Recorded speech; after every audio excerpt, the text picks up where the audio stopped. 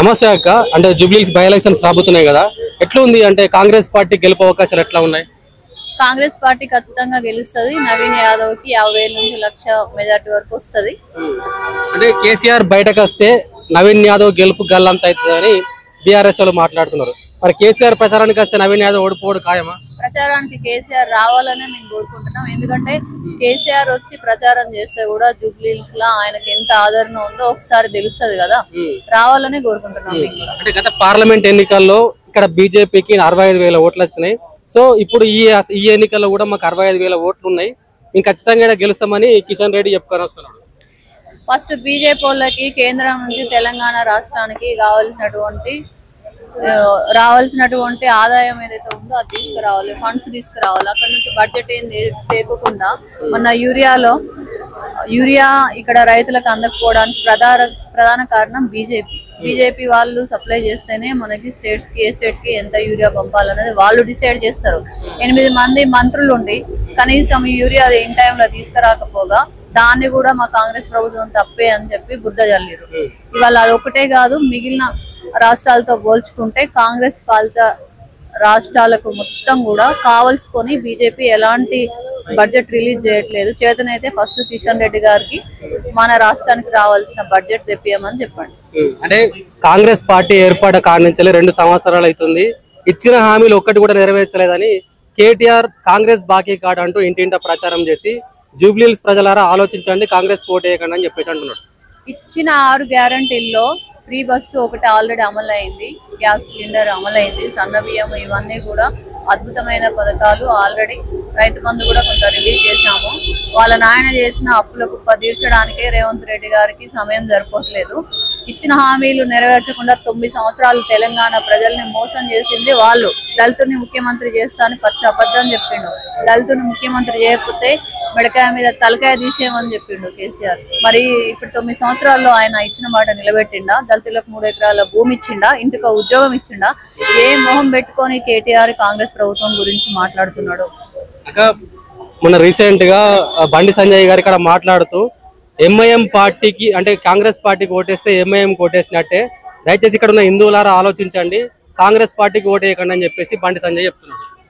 ఇప్పుడు దీపక్ రెడ్డి గారు ఎక్కడ కనిపించట్లేదు కాబట్టి వాళ్ళకి ఏమై మాట్లాడాలో ఏం మాట్లాడుతున్నారో అర్థం కాక బుర్ర పని చేయకోకుండా ఎంఐఎం సపోర్ట్ చేస్తుందని వాళ్ళు డైరెక్ట్ గానే చెప్పారు. ఎంఎం ఓటు వేయడం ఏంటి? కాంగ్రెస్ పార్టీ టికెట్ ఇచ్చింది, కాంగ్రెస్ తరపు నుంచి ఆయన పోటీ చేస్తున్నాడు, మద్దతు తెలిపింది. గత కాలంలో తీసుకుంటే వాళ్ళు ఏ పార్టీ నుంచి మద్దతు తీసుకోలేరా? మరి ఆంధ్రాలో తెలుగుదేశంతో కుమ్మక్కయ్యే కదా, మరి వాళ్ళు కూటమితోనే కదా మరి వాళ్ళు గవర్నమెంట్ లోకి వచ్చామని చెప్పుకున్నారు. అది యాక్చువల్లీ తెలుగుదేశం గవర్నమెంట్ లో వాళ్ళ మద్దతు తీసుకొని వాళ్ళు కొన్ని సీట్లు గెలుస్తారు. అట్లాగే ఇదేం తప్పు అవుతుంది? అది తప్పేం కాదు కదా. వాళ్ళు డైరెక్ట్ ఇదేమి ముసుగులో గుద్దులాటేం కాదు, డైరెక్ట్ మేము మద్దతు ఇస్తామని అనేసి చెప్పారు. ఎంఐఎం మద్దతు తీసుకొని చేస్తున్నారు. దానికి ఎంఐఎం కు ఓటు వేసినట్లు ఎట్లాగా అవుతుంది? బండి సంజయ్ గారు కొంచెం తెలుగుతో మాట్లాడితే మంచిదని నేను అనుకుంటున్నాను. అంటే కాంగ్రెస్ పార్టీ ఒక బీసీకి టికెట్ ఇచ్చింది జూబ్లీహిల్స్ లా. నవీన్ యాదవ్ బీసీకి టికెట్ ఇస్తే ఇక్కడ అతని పైన అనేక ఆరోపణలు కుట్రలు జరిగే ప్రయత్నం చేస్తున్నారు బీఆర్ఎస్ పార్టీ వాళ్ళు. ఎందుకు మరి ఒక బీసీకి టికెట్ ఇస్తే ఎందుకు ఇంత ఆవేదన వాళ్ళకి? మీరు గత కాలం నుంచి చూసుకుంటే రేవంత్ అన్న బీసీలకి చాలా పెద్ద పీట వేశారు. ఆయన సెంట్రల్ మీద కూడా ఫైట్ చేసేది బీసీకి 42% రిజర్వేషన్ ఇమ్మని. ఇక్కడ చాలా మంది అడిగారు. నవీన్ యాదవ్కి ఇవ్వడానికి కారణము మెయిన్ బీసీ బిడ్డ అని అనేసి వీళ్ళు చేసే కార్యక్రమాలు ఒకటి బీసీకి ఇవ్వాలి. బీసీ సిటీలో గెలిపించుకుంటే మళ్ళీ మంత్రి కూడా సిటీ నుంచి మనకి లేరు, ఒక మంత్రి అయ్యే అవకాశం కూడా ఉంటది కదా అనేసి ఇవ్వడం. కానీ వాళ్ళు బీసీకి ఇచ్చారు, వాళ్ళు ఎందుకు ఇవ్వలేరు? మరి బీసీకి వాళ్ళకి బీసీ మీద అంత ఇది ఉంటే వాళ్ళు కూడా ఒక బీసీకి ఇవ్వాల్సి ఉండే. ఇచ్చిన తర్వాత మాట్లాడాలి. ఇవన్నీ పిచ్చి మాటలు మాట్లాడడానికి. అవును, నవీన్ యాదవ్ మీద ఆరోపణలు ఏంటి? నవీన్ యాదవ్ మీద ఆరోపణలు ఏం చేశారు? బీసీని గెలిపించాలని మేమందరం వచ్చి ఇప్పుడు ఎవరు చూసుకున్నా, రేవంత్ అన్న చూసుకున్నా, నేను చూసుకున్నా అన్న, మేము ఓసీలో అందరం అవుట్ రైట్ గా 15 రోజుల నుంచి వర్క్ చేస్తున్నాం. ఇంకొక 15 రోజులు వర్క్ చేస్తాము, గెలిపించుకుంటాం. సో ఏం చెప్తారు అక్క, అంటే ఇక్కడ జూబ్లీ హిల్స్ ప్రజలకు ఏం చెప్పదలుస్తున్నారు కాంగ్రెస్ పార్టీ నుంచి? ఇప్పుడు నేను వచ్చి జూబ్లీ హిల్స్ కొత్తగా చెప్పాల్సింది ఏమి లేదు. నవీన్ యాదవ్ అంటే ఇక్కడ ఉన్న చిన్న పిల్లల దగ్గర నుంచి, మీరు చూస్తుంటే మీడియాలో వస్తానే ఉన్నాయి, చిన్న పిల్లల దగ్గర నుంచి 70 ఏళ్ళు 80 ఏళ్ళ అవ్వ వరకు కూడా నవీన్ నా బిడ్డ, నా మనవడు, నా కొడుకు అని చెప్పి చెప్తున్నారు. మా అన్న, ఇంతంత యూత్ పిల్లలు కూడా వచ్చి పనిచేస్తున్నారు. మా అన్న, మేము ఓన్ గా మాకు పార్టీలు తెలియవక్క, మేము నవీన్ అన్ననే మాకు తెలుసు. కాంగ్రెస్ బీజేపీ అది పక్కన పెడితే మేము నవీన్ అన్న కోసం చేస్తున్నాము. ఎట్ ఏ టైం మాలాంటి వాళ్ళు నవీన్ కి ఇవ్వడం వల్ల, కాంగ్రెస్ లో నుంచి టికెట్ రావడం వల్ల మేము అవుట్ రైట్ గా మా ఫ్యామిలీని, పిల్లల్ని, మా బిజినెస్ లో వదిలేసుకొని ఫుల్ టైం మేము ఇక్కడే ఉంటున్నాము, ఉండి వర్క్ చేస్తున్నాము. డెఫినెట్ గా గెలుస్తారు, గెలిపిస్తారు. మీరు చూస్తున్నారు, ఇంటింటా ప్రచారానికి పోతున్నారు, ప్రతి ఇల్లు గడప దొక్కుతున్నారు. అసలు ప్రజలు ఏం చెప్తున్నారు అంటే, గత ఎమ్మెల్యే గురించి 10 సంవత్సరాలు బీఆర్ఎస్ ఇక్కడ అధికారంలో ఉండే, ఏమని అంటున్నారా ప్రజలు గత ప్రభుత్వం గురించి? గత ప్రభుత్వం 10 ఏళ్లలో అయితే వాళ్ళు చెప్పినవి ఏవి చేయలేదు.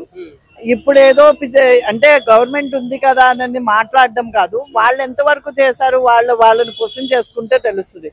మీరు ఇంటింటికి వెళ్ళారు, ఎలా రిసీవ్ చేసుకుంటున్నారంటే మంగళహారతులు, మంచిగా హారతులు ఇచ్చి నవీన్ యాదవ్ ని రిసీవ్ చేసుకుంటున్నారు. గెలవాలి, ఒకసారి తను ట్రై చేసి ఓడిపోయాడు, ఇప్పుడు గెలవాలి. డెఫినెట్ గా మాట్లాడుతున్నారు. ఎందుకు అనంటే ఆ ప్రభుత్వంలో మాకు అసలు అంటే ఒక ఐఫై ప్రభుత్వం నడిచింది, కానీ లో సమ్ ఏరియాలో ప్రజలకి ఎలాంటి లాభము కలగలేదు. అందుకనే నవీన్ యాదవ్ వస్తే, అది కాంగ్రెస్ పార్టీ నుంచి మనకు నవీన్ యాదవ్ గెలిస్తే మేము చాలా అన్ని మాకు అనుకున్న ఇవన్నీ నెరవేరుతాయని అనేసి వాళ్ళు అనుకుంటున్నారు. సో ఎన్నికల్లో మీ పోరు ఎవరితో, బీజేపీతోనా బీఆర్ఎస్ తోనా? నేనైతే రెండు కాదనుకుంటున్నా. రెండు మీకు పోటీ కాదు, ఎందుకంటే మేమే ఇప్పుడు హైప్ లో ఉన్నాము. వాళ్ళ ప్రయత్నాలు, పోటీ అనేది మామూలు హెల్దీగా ఉండాలి, హెల్దీగా పోటీ చేయమనండి, హెల్దీగా మాట్లాడమనండి. అంటే అక్కరసుతో మాట్లాడడము, కులుబోతుతనంతో మాట్లాడడము అనేది కరెక్ట్ కాదు. ఫైట్ కి రా, బాయ్జప్తో ఫైట్ కి వచ్చాము, ఫైట్ తేల్చుకుందాము. 14వ తారీఖున అంతా తెలిసిపోతుంది కదా. బీజేపీ అయితే మీకు మరి క్యాండిడేట్ ఎక్కడ, నాకైతే 15 రోజుల నుంచి చేస్తున్నాను. వాళ్ళు అనౌన్స్ చేసి కూడా వారం 10 రోజులు అయింది, లంకాల దీపక్ రెడ్డిని. నాకైతే క్యాండిడేట్ ఎక్కడ కనిపించట్లేదు. మీకు కనిపించారా? మరి మీకే కనిపించినప్పుడు మీడియా వాళ్ళకి మాకెలా కనిపిస్తారు? పాపం ఆమె సునీత నేను చెయ్యను అంటే బలవంతంగా సెంటిమెంట్ అని వచ్చి పెట్టారు. ఆమెకి చెయ్యాలో తెలియదు, చేయకూడదో తెలియదు. ఆమె చెప్తుంది ఎవరు నాకు సహకరించట్లేదు అని. మీరు ఎవరితో ఒక్కరితో కూడా మాట చెప్పరు. మేమే ఎగబడి చేస్తుంటే జనాలు ఎక్కువైపోతున్నారు అని లొల్లు అవుతుంది మాకు. అంతమంది వాంటెడ్ వచ్చి పనిచేస్తున్నారు. అందుకనేసి గెలుపు ఖాయం, రాసి పెట్టుకోండి. మీరు మళ్ళీ బీజేపీ వాళ్ళ దగ్గరికి అట్లా మైక్ తీసుకొని వెళ్తారు కదా, అన్న అక్కడ నవీన్ అన్న గెలుస్తున్నాడు అని చెప్పేసి.